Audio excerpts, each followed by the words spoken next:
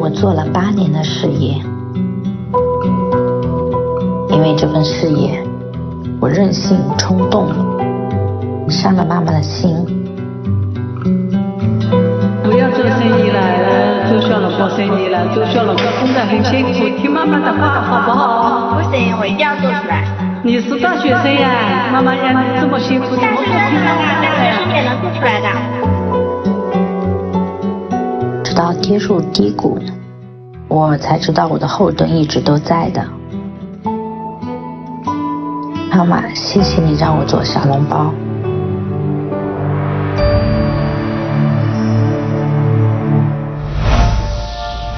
妈妈，谢谢你让我做小笼包。哎，这是一个什么样的故事呢？让我们有请今天的被致谢人裘宝花，有请。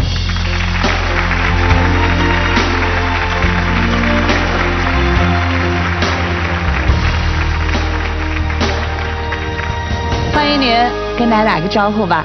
主持人好，大家好，我是浙江省嵊州市裘宝花。为什么女儿会感谢您让她做小笼包呢？她起初的时候我是会对她做小笼包的，为什么呢？因为她从小就是她爸爸嫌弃她是个女儿，后来我支持她，我一定要她好好读书，因为我自己没文化，我有7个哥哥，我妈妈重男轻女，后来我就是一心想女儿好好读书，要做一个有用之才，是这样想的。这个一说到这件事儿，说起来就很激动，看来这里面有很多的故事，我们一会儿慢慢聊，好吗？好的。接下来让我们有请今天的致谢人裘娜。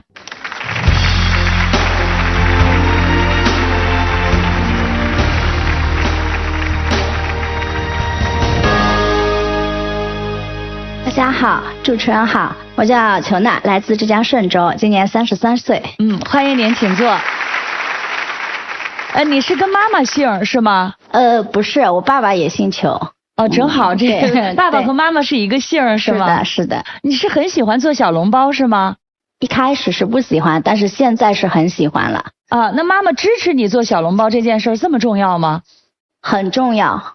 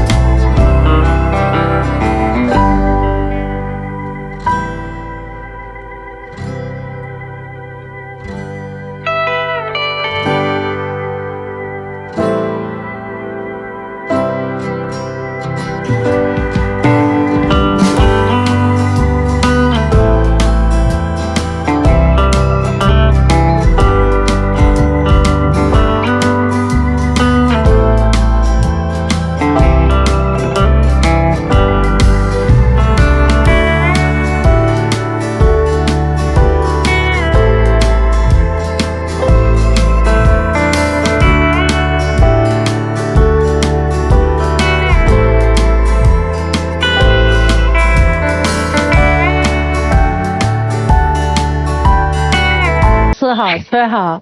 因为我自己也是家里嘛被妈妈嫌弃的，是个女孩子，我7个哥哥都读高中的啊，只有我读了2年书。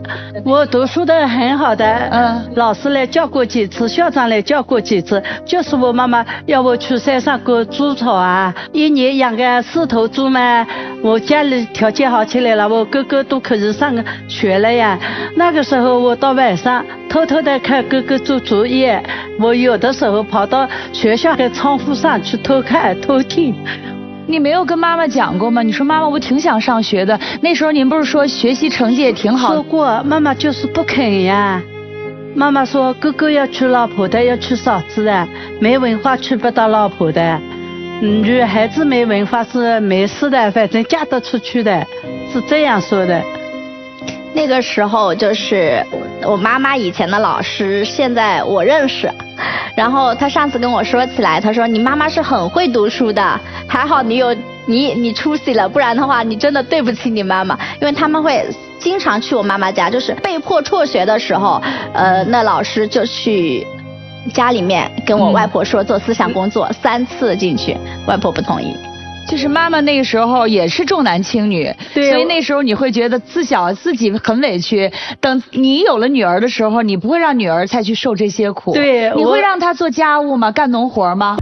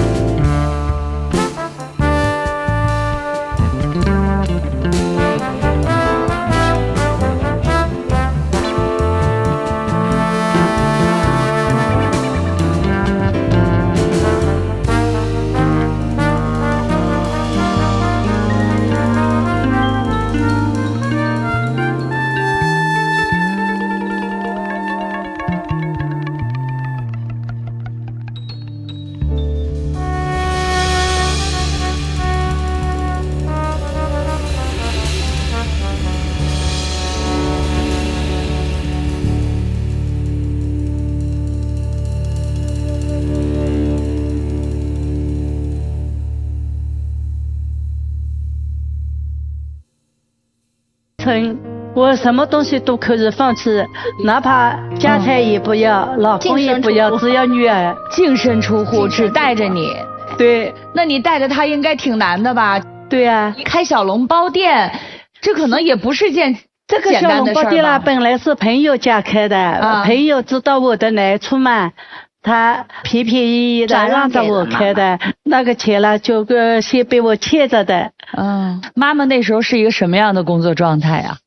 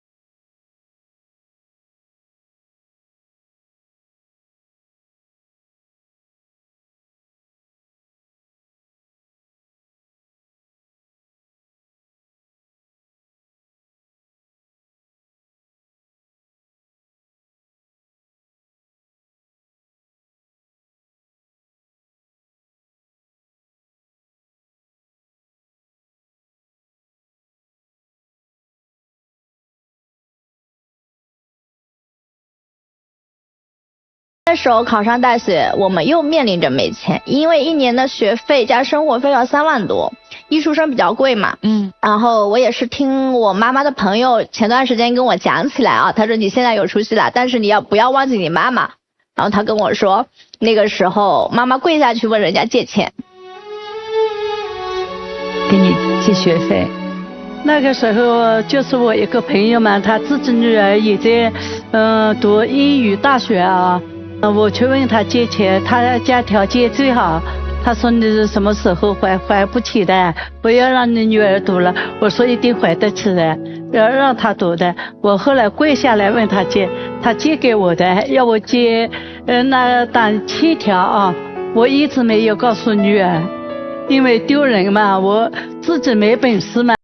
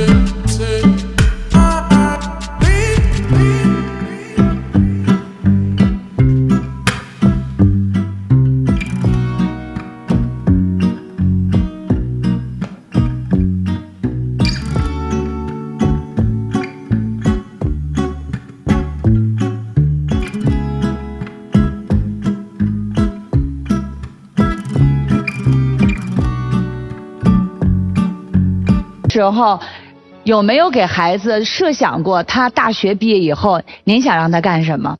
考进事业单位，我是这样想的。让他大学毕业有一个安定的工作，是吗？哎，对。你怎么想的那时候？我那时候其实我没概念，读大学了，其实因为我妈妈这些事情是我后面知道，我根本就理解不了，知道吗？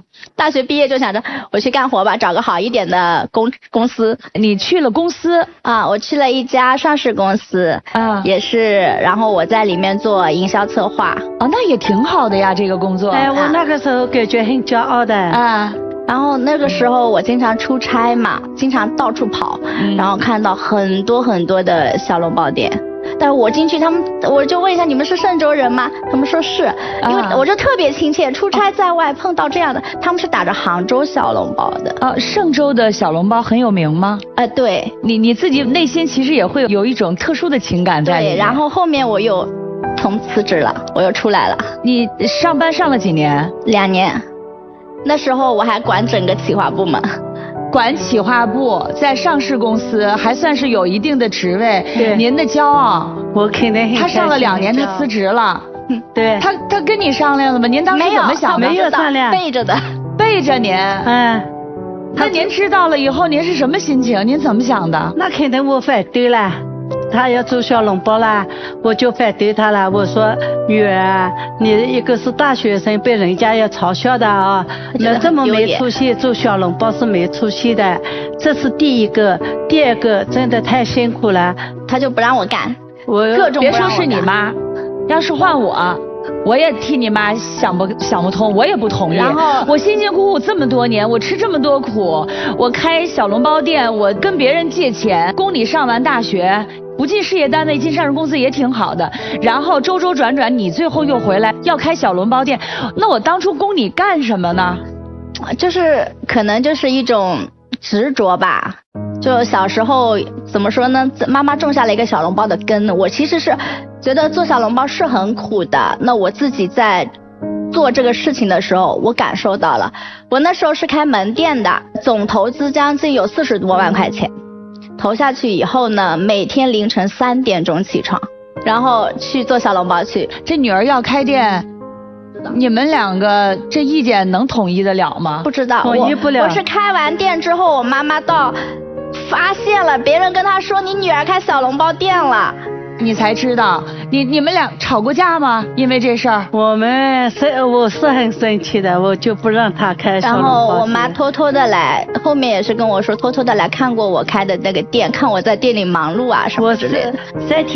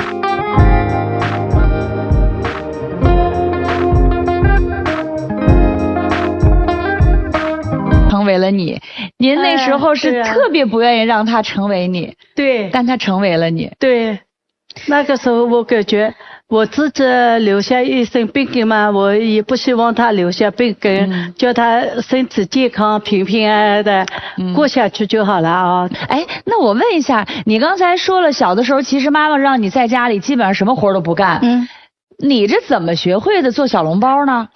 开门店的时候挺着个这么大的一个肚子啊，那时候你已经怀孕了是吗？对啊，然后他们就说你要学起来，不学那些师傅刁难我嘛。他说你3点钟来，你就是要揉粉，那我就揉嘛。那你要怎么做怎么做，手把手教起来的。从和面开始做，和面开始，整一套流程工艺我都会。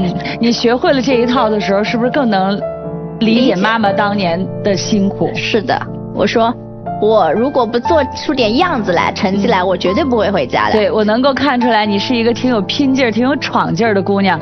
你经营的怎么样啊？1年半时间，在全国开了16家连锁店，国外都有，在马来西亚、马来西亚都有的。哦，这应该替女儿骄傲了吧？现在是很骄傲的。那时候我还没有回去，然后再到后面，突然疫情来了。哦。疫情前开得很顺，甚至我们已经拿到了省里的一个开全国加盟连锁招商的一个资质，然后突然间疫情来了，我可颓废了。疫情的时候接着门店倒，只留了1家，到21年那一年最后1家都倒了，没了。赔了多少钱？100多万吧。100多万，赔了。不是损失，就是没有做。我是对跟我们合作的小伙伴，就是开连锁店的那些叔叔阿姨们，我是不会让他们亏的。就是说，你们在疫情的时候，我把钱补贴给你们，工厂公司补贴给你们，宁可亏自己也不亏他们，因为他们很不容易。他不说的，就是睡不着觉，人们皮包骨头了，很瘦了，他肯定心里有压力嘛。做父母的肯定看得到。您看到他颓废，他也没跟您说，您是什么时候知道他赔了这么多钱？我姐姐的女儿告诉我的。您听到那个姐姐跟您说这件事的时候，您那时候？那肯定我也流下眼泪，感觉心里不是滋味嘛啊！做谁家的父母都是一样，心疼女儿的，对不对？后来我帮他借了20万块钱，我说继续做下去，我支持你。后来我就支持我女儿。你又去帮他借钱了？那肯定要借的呀，因为他跌倒心不甘情不愿呀，对不对？那个时候是大年30的时候，妈一张银行给我了，她说你不要再这样下去了，你再这样下去人都不是人了。你手里拿着这个银行卡，我觉得我是有靠山的，有后盾的。然后就特别感谢妈妈，永远在无条件的支持我，所有的都是给我最好的，包括创业失败，她也是给我了最安全的一个保障吧，算是。不管在外面多苦多累，家还是在那里的。所以我妈妈就跟我说，没关系，你亏了就亏了吧，你再去做。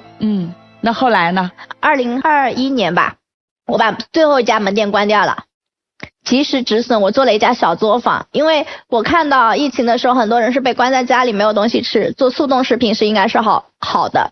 然后我就把小笼包做成了一个速冻的小笼包，用老面做的速冻小笼包。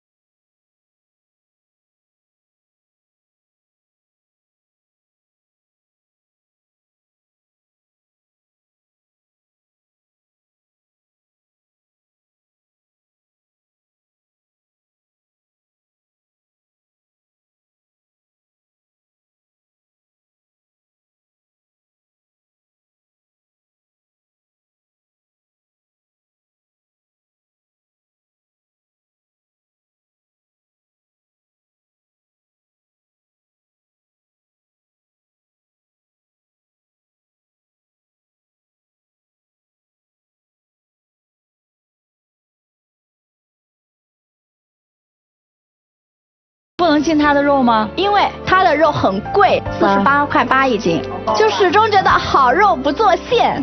然后我说不行，我是做企业的，我要做的是我的良心责任，因为我上有老下有小嘛，所以说我才下定决心，我要么不做小笼包，要做小笼包我就要做最好的，品质最高的，价格最好的。然后我就去跑了一趟东辽，然后看到他那个喂养，他是用谷物喂养的，他没有用饲料喂养，哎，那这一点就是很健康。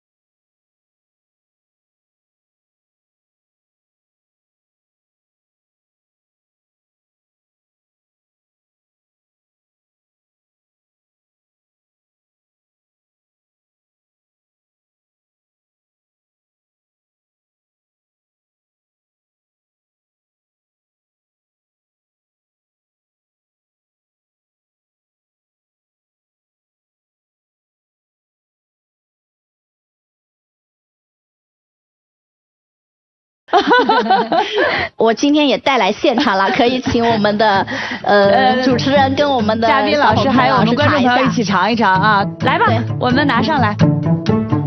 2袋小笼包人都已经站在这儿了，接下来我们一起来尝一尝你们家的小笼包啊！好的。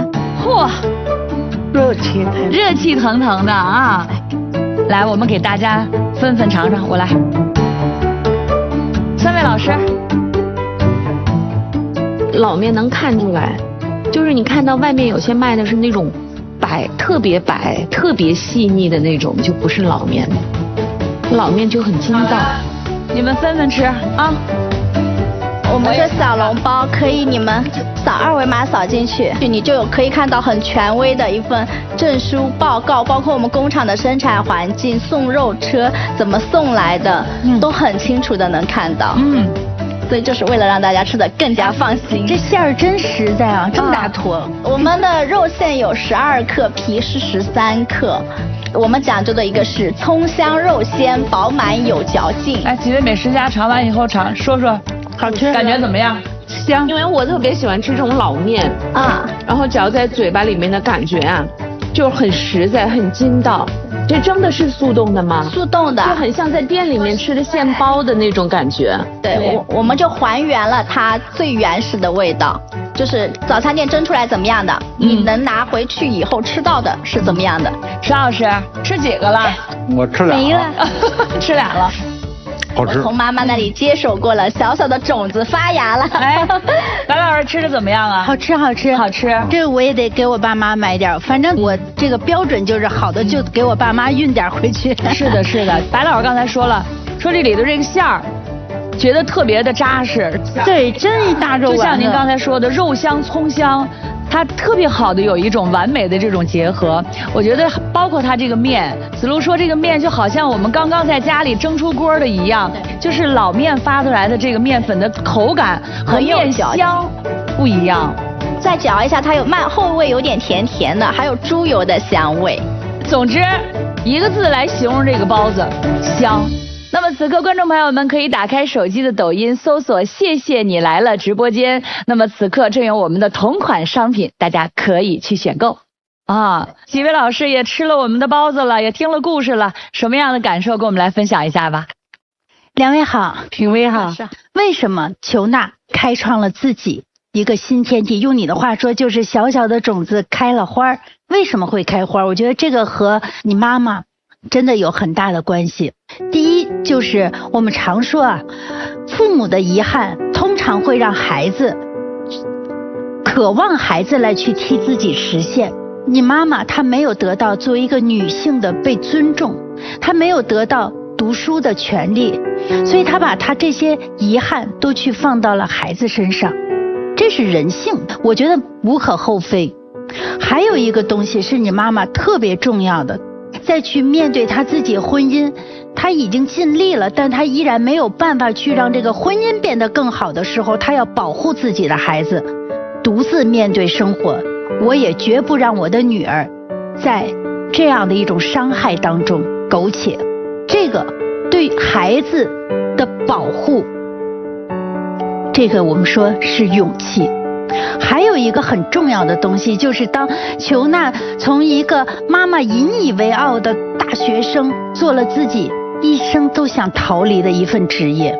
虽然她有很多的不理解，虽然她有很多的不甘心，但是她尊重你的选择。那这个时候有美好的人性，有保护孩子的勇气，有尊重孩子的选择，这三个部分加在一起，一个特别美丽的字就出现了，就是爱。我如果要是用这么美好的爱能够去把这颗小小的种子开出这么美丽的花，我觉得这就不是一个奇迹了，它是一个应该存在的故事。谢谢你们的到来，祝你们未来的生活和事业都越来越好。谢谢。谢谢评委。其实这个事业曾经是妈妈特别反对的，但是裘大姐你应该觉得很幸运，女儿做了这个事情。是的。而且高兴的是在你的支持下面，女儿做成了她想做的事儿，这个特别的重要。就像你一样，其实你一直讲述的这个过程，你一直非常的努力在做你想做的一件事情，就是让我的女儿好好的生活，活得比你精彩，活出另外的一片天地。然后这件事情你坚持下来，你做到了，而你女儿现在跟你走的是同样的路，她也做到了。女儿为什么非得做这个小笼包？除了她对小笼包的这份情感，还有其实在她的内心，妈妈是特别伟大的，我要成为一个像妈妈一样的女人。所以这份小笼包我觉得是她的一份事业，也是对妈妈表达的那种爱和感谢。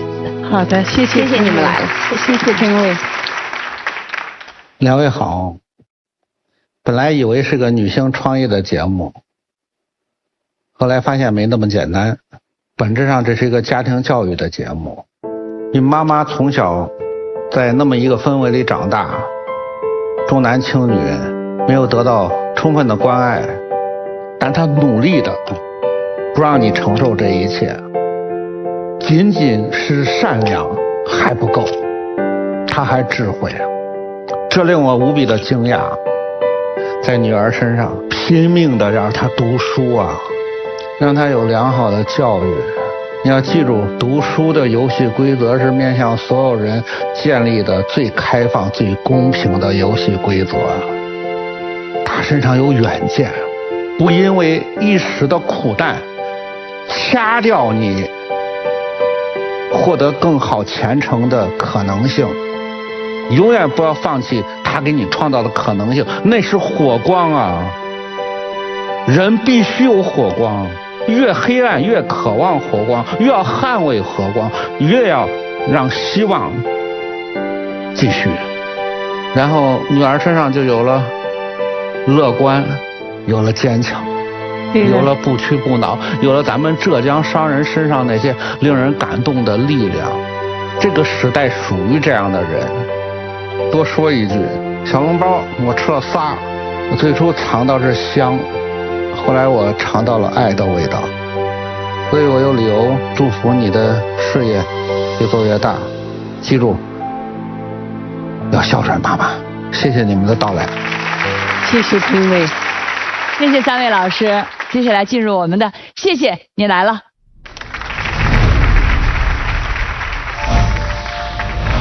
其实从小到大，妈妈给了我爱与被爱。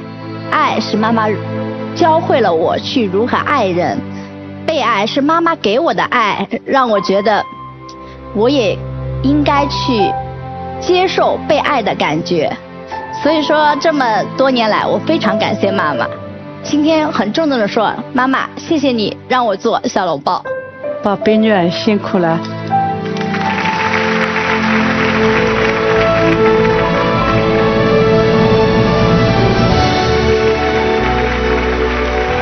辛苦了，宝贝女儿。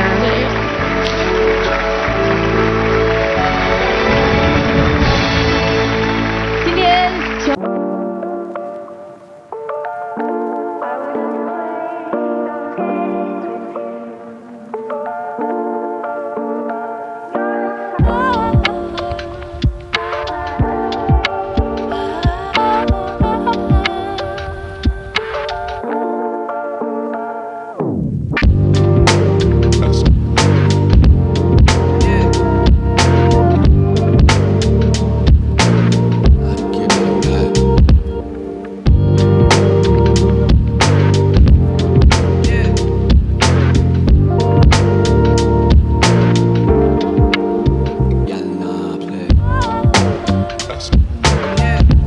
祝福你们，谢谢你们来了，谢谢评委。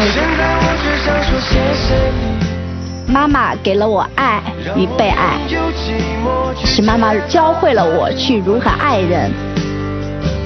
宝贝女儿辛苦了。